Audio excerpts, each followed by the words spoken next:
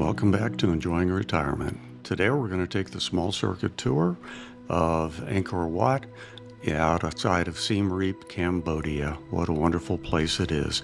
We're going to do Angkor Wat, we're going to go to Ta Prohm, we're going to go to the Liberty Gate, and we're going to finish up the morning in the Bayon Temple. And along the way I'm going to give you tips and tricks and some advice on what we saw, but mostly I'm going to give you the visuals, because there's just too much to be explained. So here we go. Traveled from the U.S. halfway around the world and heading to Siem Reap, and now we are zoomed into Angkor Wat. We arrived in Siem Reap the day before our morning visit to Angkor Wat and stayed at the beautiful Anasaya La Maison. I cannot recommend them highly enough. Well, after a brief rest, we headed over to the Angkor National Museum, which I also recommend so that you get an understanding of what Angkor Wat and the surrounding complexes are. It's a beautiful museum. Now, one of the things you're going to see a lot of are statues of Buddha with Naga, the cobra who protected him for 7 days while he meditated. All right, it's the next morning. We are heading out before daylight, and there's a snake. Fortunately, that was the only one we saw. So tip number one is hire a guide. Your hotel can generally do that, get you an authorized Angkor Wat guide. He'll walk you there in the dark, and you will know exactly where you need to be to get a beautiful sunrise. In our case, we took it in from outside the moat. Tip number two is hire a private car for the day also if you can. All right, so here's a copy of the tour. We are outside Angkor Wat, spent the morning there, went out the backside, caught our car, went over and had breakfast and saw some craft shops right there. Next stop is Ta Prohm, made famous by Angelina Jolie in Tomb Raider. From there, we're going to head over to Liberty Gate, one of the 5 Angkor Thom gates. And then we're going to finish the morning over at Bayon Temple. And it is going to be a full morning. So even though the colors have finished changing, the sun hasn't actually risen over Angkor Wat yet. And we can get inside with plenty of time to catch some sunbursts coming through there. First, we're going to take some time and marvel at what we see on the outside. And these are really just the entrance area to get into the inner section of Angkor Wat. One thing you're going to notice is that they love doing wall carvings, and they are masters at it. Angkor Wat was built between 1110 and 1150 by Khmer King Suryavarman II. It was dedicated to the Hindu god Vishnu and meant to be the final resting place of the king. All right, now that we are in the inner yards, we can see 2 ponds, one's to the right, one's to the left, and this is the more common spot for people to gather to watch the sunrise, although I really enjoyed where we are. Here it gets very crowded. You have to stand and fight for a spot. All right, now let's go back. Take a look here. See the peaks in the center? They represent the 5 peaks of Mount Meru, home of the gods and the Hindu center of the universe. And of course, they are surrounded by an ocean, which we can see now from overhead, which is the moat, which serve 2 functions. One is symbolic to represent the ocean. See how large this is? 4,900 by 4,300, 620 feet across and 13 feet deep. What's truly amazing is the engineering reason of why that is there. This whole complex is built on sandy soil, and they used the water in there to mix with the sand to make sure it stayed stable, and also the weight of it to be a buttress against the foundations going outwards, being pressed out by all the weight of the stone. Absolutely amazing. Now we're inside the heart of Angkor Wat, looking at one of the 4 pools that they had that was always full of fresh, clear water. And again, amazing carvings. And you'll see a lot of these just everywhere in the complex and around the area.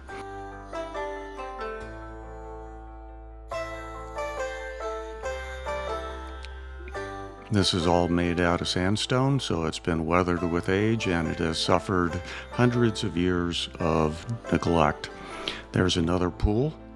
As you look at what are largely bare areas now, you have to remember these were once occupied by many beautiful statues that were largely stolen even as late as the late 1900s in the aftermath of all the wars. If you see statues of just the heads or with the heads cut off, legs cut off, it's probably stolen. There was one area here that was proclaimed to be the room of 1,000 Buddhas at one time. And now they're gone. All right, let's continue the tour. One thing you're going to see is there are bas-relief carvings all over. These carvings are roughly about 1,800 feet in length over all 4 walls. They're on the inner side of the outside walls, and they're approximately 6 feet high, and they cover many, many scenes of the Hindu religion. Just too many for me to try to explain here, so I just want to admire the artwork and the common themes that we can see here. A lot of warfare and other things. Here you can see a chariot with a rider on top of the horse guiding an archer. Here's another one. The chariot contains the archer and a rider guiding the horse. Very intricate, and there's a sense of how long it is. Now we're getting into war elephants. Just fascinating to me.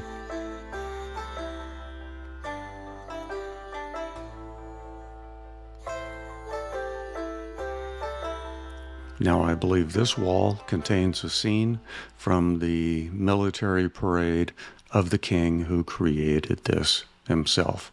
This might be his entrance to Angkor Wat once it was finished, but nobody really knows for sure.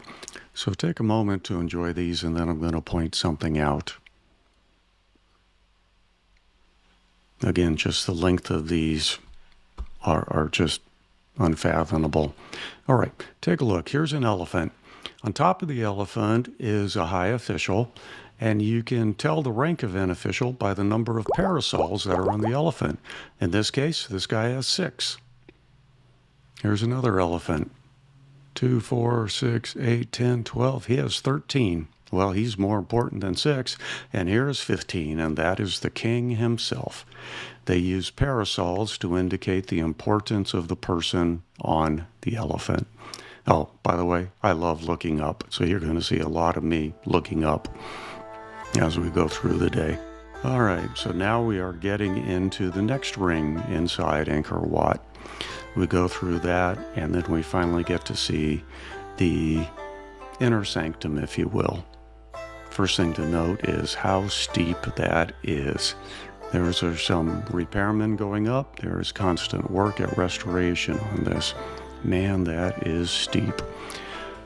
And generally, visitors are allowed to go up here, but unfortunately, it is closed on religious holidays, and we just happen to catch it on one of those days. That's okay. We can still enjoy it from the outside and be thankful we didn't have to walk up those stairs.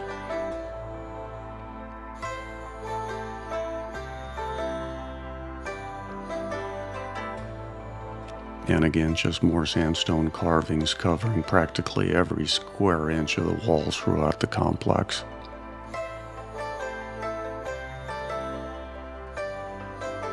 And if you do get to go in, they have more reasonable stairs for us.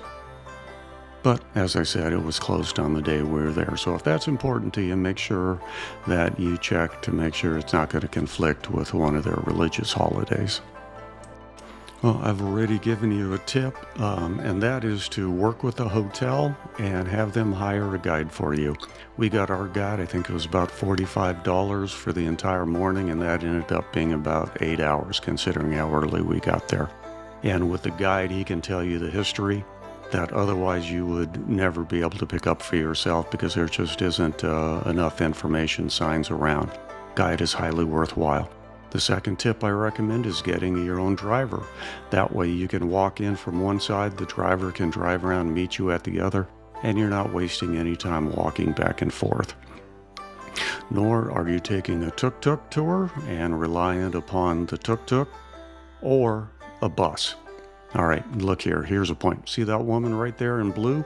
If you see somebody in a blue shirt, they are the Angkor Wat Cultural Heritage Police, if you will. They're the ones who are going to tell you that you can film here, that you can't film here, or whatever. Okay, now we're going to move on from Angkor Wat. We're going to head up the road. We're going to stop at the craft booth, and then we're going to have some breakfast that was kindly packed for us by the hotel. And we're going to eat that there and just catch our breath because it's been a long day already and it's still early. Well, we're going to head over there, and it's a short drive to Ta Prohm.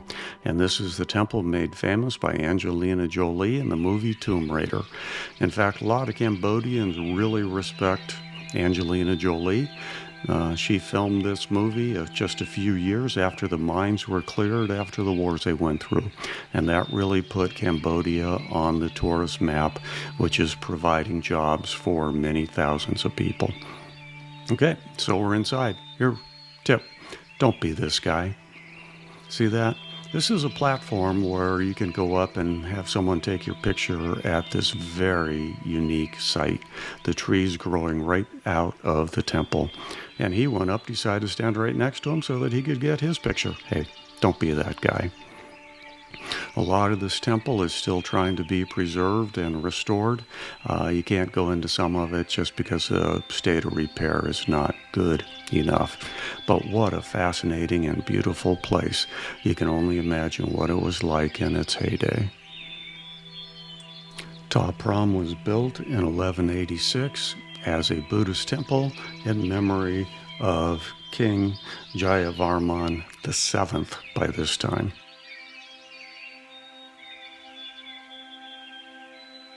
The most famous aspect of Ta Prohm is, of course, the trees growing out of the ruins. And there's two primary trees that do this. The really large ones are the silk cotton tree and the thitpak. There's a statue with its head removed, which is probably indicative that the head was cut off and stolen. Let's just take a look at some of the features that are here. And again, you can see the roots just growing into and around the sandstone. Because, of course, it's sandstone, and trees grow in sand.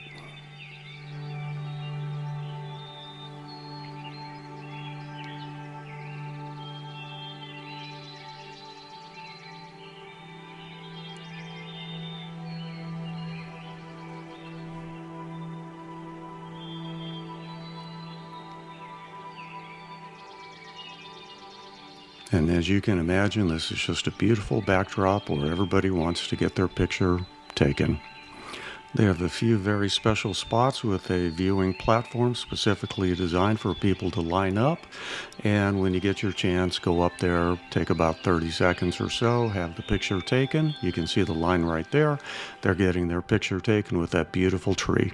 Now here's another one. Don't be this person, number 2. She had already been up there for 2 or 3 minutes before I decided to start filming. And I just thought, hey, don't be that person doing their little TikTok video while everybody else is waiting. But remember, karma is a Hindu philosophy, and we're going to see it here in a moment.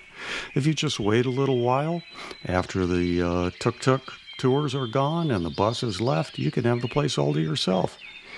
You don't need to hold everybody else up for your special picture. Now here's karma in action. A few moments later, we saw that same woman come out of this crossway, and she indicated that something hit her on the head. We went inside and looked up. It is full of bats. I can only imagine what hit her on the head. Karma. All right, let's enjoy the beauty of Ta Prohm.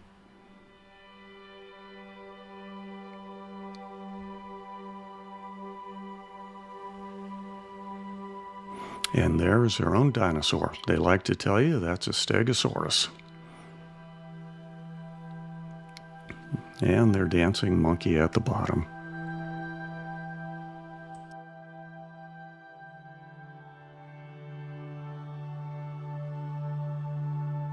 Well, now we leave Ta Prohm and we're going to head over to Liberty Gate, the 5th and final gate leading into Angkor Wat, the capital of Khmer.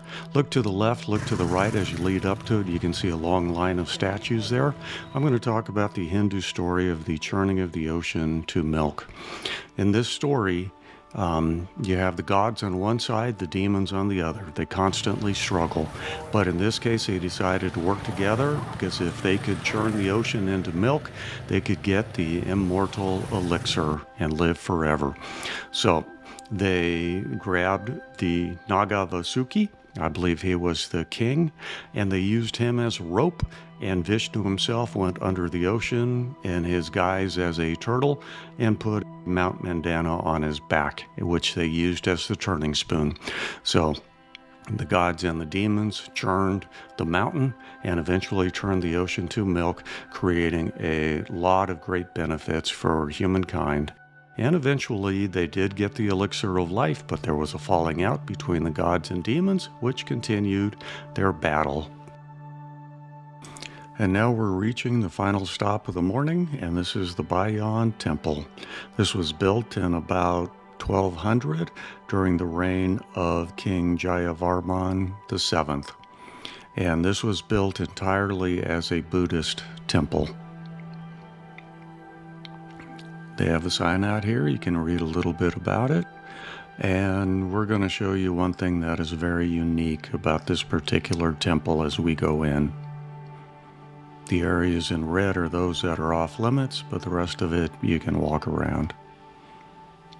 As I understand it, this was the last temple built in this area. It was built in the center of the Ta Prohm complex, which became the cultural, commercial, and political center after Angkor Wat.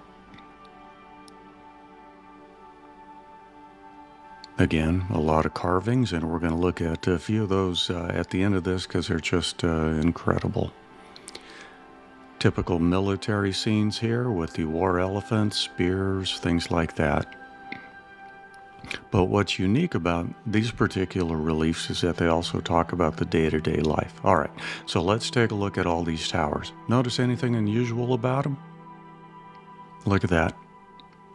Each of these towers has a face on each of its four sides. Now, it's not really clear who they are, but some believe that it is the king himself in a Buddha repose. And here is Buddha again, being protected by Naga during his 7 days of meditation.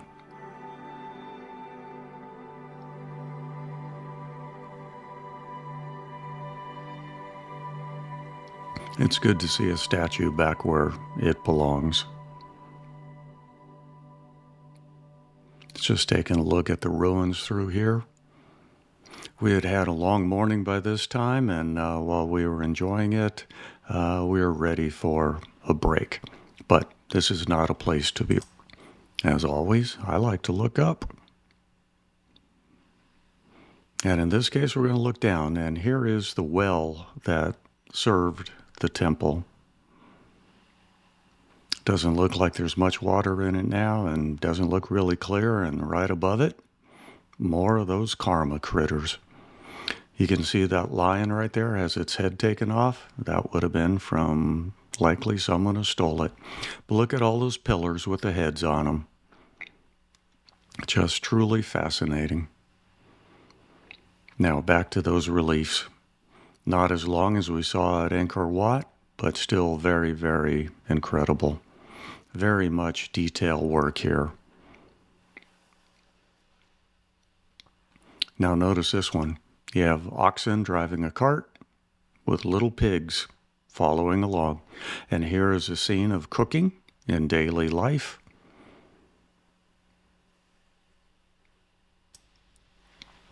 And more dancers. Just beautiful.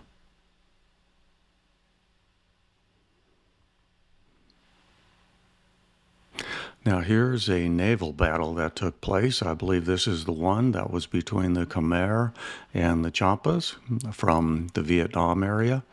And notice that one of the victims thrown in the lake being eaten by an alligator. That alligator is dining on fish. Just beautiful work carving these. We're about to see a panel that I find particularly fascinating, and that's because the king built 102 hospitals throughout his kingdom, and there is a scene of people seeking refuge and support at the hospital. They were open to all classes and all people. He also ensured that way stations were built no more than 1 day travel apart from each other so he could go across his empire and have a place to stay every night and a place to get food. Well, there we are. We've completed the short circuit. We had a great time, learned a heck of a lot. Just make sure you have a guide and a car, and you can learn plenty. It was an amazing day. Hopefully, we'll be back and have a little bit more time. Take care. Thanks for watching. As always, I am enjoying retirement.